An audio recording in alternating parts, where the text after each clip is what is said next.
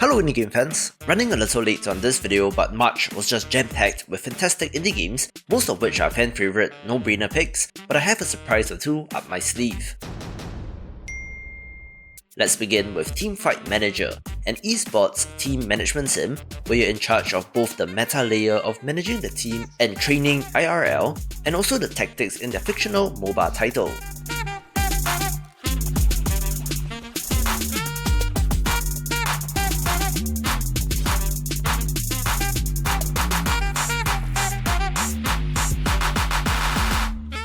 This duality in management systems is interesting, where the actual core of your team's strategy, down to picking and banning characters in their simulation, is pretty impressive.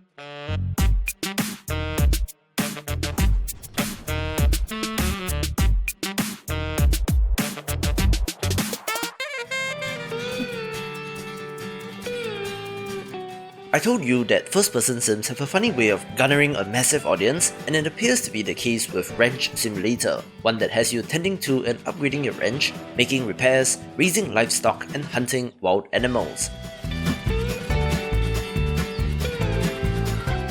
Early access is planned for 8 to 12 months, with more animals, expansions, and vehicles to be added, which means plenty to look forward to.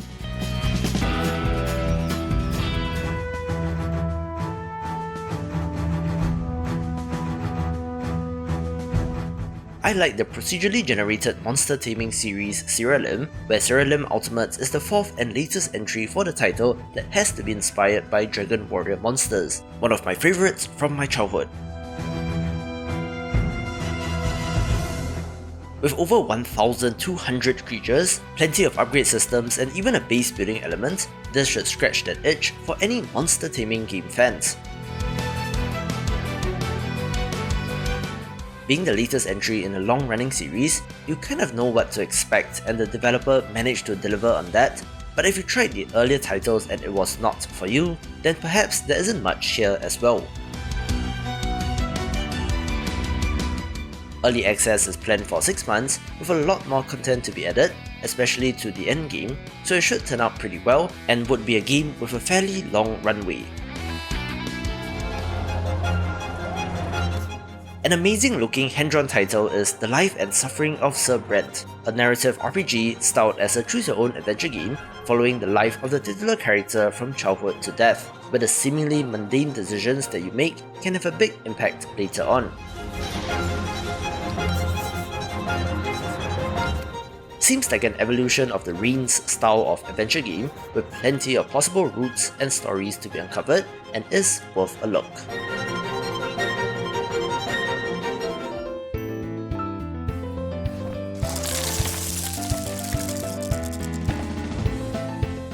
Like many of you, I'm a fan of the WarioWare or Rhythm Heaven style minigame collection, and a fantastic one that happened to pop up on Steam last month was Pureya.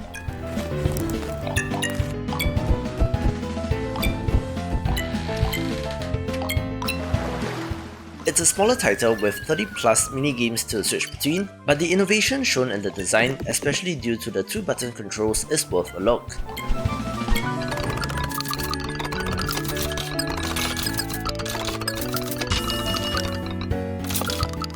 This developer has also steadily been making smaller games of interest, so I would recommend you go through their back catalogue to find some gems.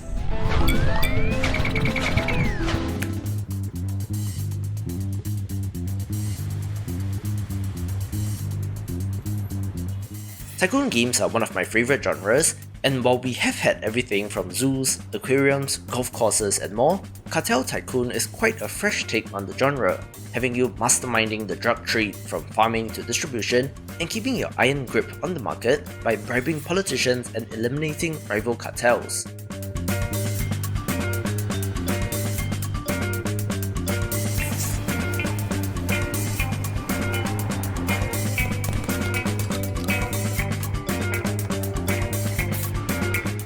While certainly not the most savoury of themes, we have had similar crime-focused titles like Mafia, Omerta, and even GTA, so there's some level of abstraction, but the management aspects are interesting, visuals look good, and definitely has the potential.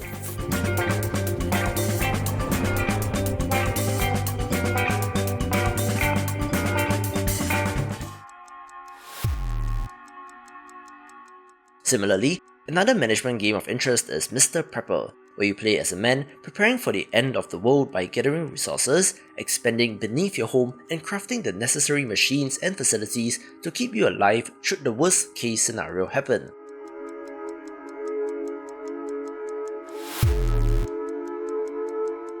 It has a fantastic gameplay loop of gathering and crafting, and does have a similar vibe to something like Fallout Shelter.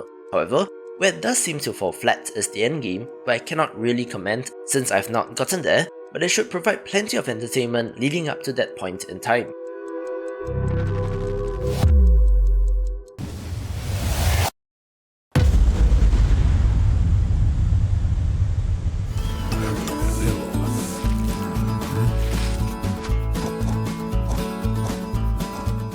Unintentional, but this is the third management or tycoon game in a row where the Tenants has you playing as a landlord, renovating and renting out homes while upgrading and tending to your tenants to keep them happy.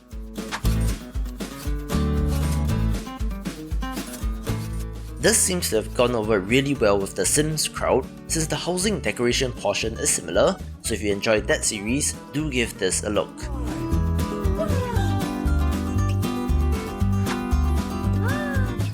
Early access is planned for up to 18 months with new districts, systems, tenants and more being added, but it's pretty polished right now with no major complaints.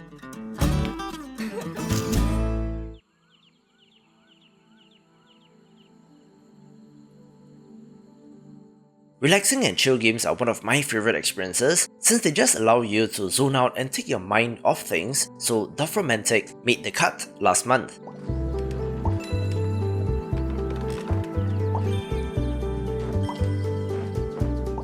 It's a supremely chill puzzle city builder where you're simply placing down tiles as you go, trying to match features like trees and fields and windmills, which when done according to some requirement, then rewards you with more tiles which will let you continue building. If you run out of tiles, it's game over, but you do unlock new features and just want to start all over again.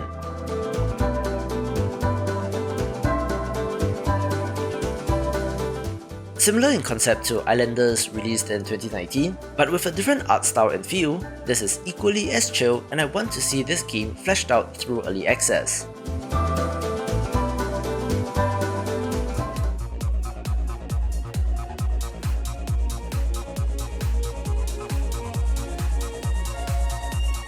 I love action roguelites, and one of interest is Deadly Ace, a top-down title where you play as a magician trying to escape a cursed mirror. It has an interesting in-run upgrade system where you get magic cards which you can equip, but can also attach other cards to the primary one to change its effects, resulting in quite the clever upgrade system.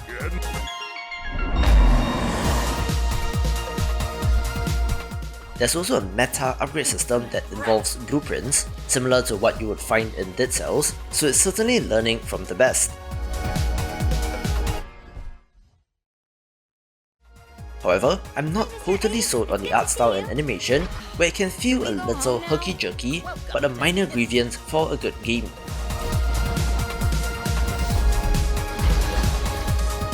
Intriguingly, this is not in early access, so I do wonder what the developers' plan are for post-launch support, if any, but a great little title that is worth a look.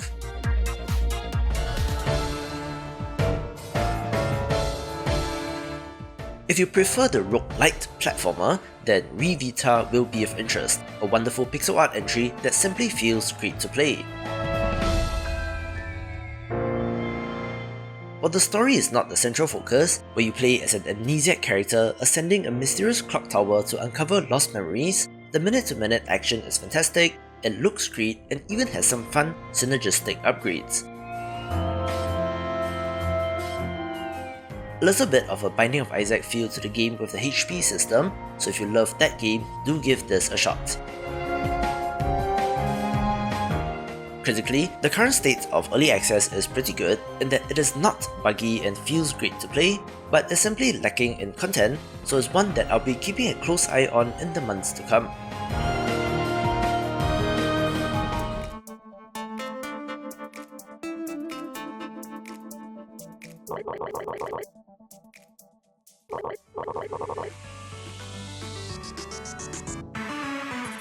Everhood was a game that I was looking forward to ever since I came across the itch.io demo so many years ago, and now that it's finally out, I do have to say that it does not disappoint.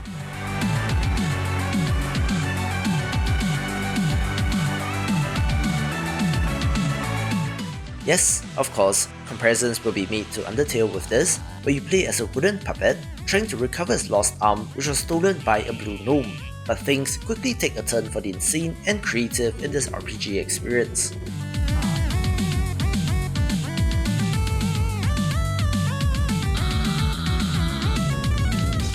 This swaps the bullet hell action of Undertale for real-time combat on a noped highway where you do have to jump, dodge and counter-attack to the beat.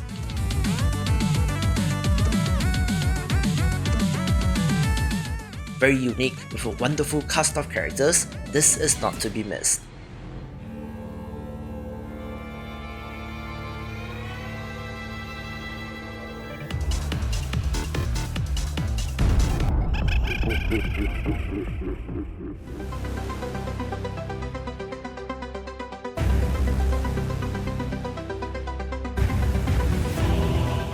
Happy to report that the very long in development Narita Boy is fantastic, where this action platformer title has one of the most impressive pixel art styles that I have seen.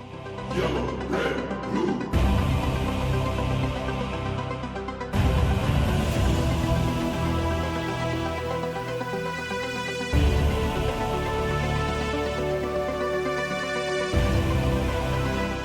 Yes, it does use somewhat of a CRT filter in the framing of the look, but that is intentionally done and in line with the era that this game is set in.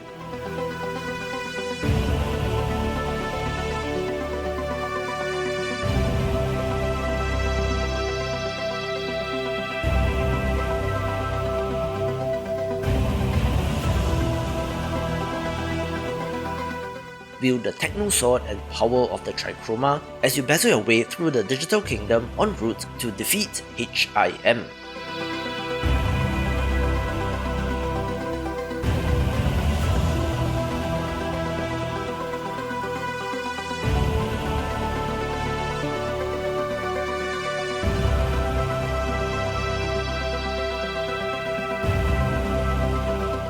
It's very 80s, which didn't quite hit with me, a 90s kid, but I do appreciate the attention to detail since it is set in a digital world from that era, and has a vibe similar to things like Tron or Ready Player One.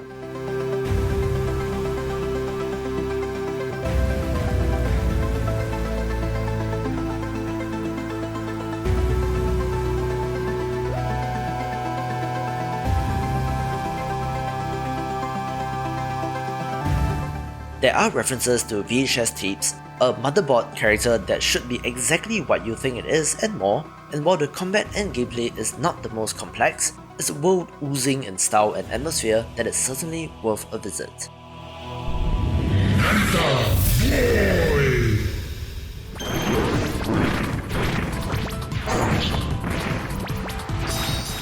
Record of Lodos War Delit in Wonder Labyrinth made my newly revised Best Metroidvania Indie Games of All Time list, so of course it gets a spot, being an excellently made pixel art entry from the developer of Touhou Lunar Nights.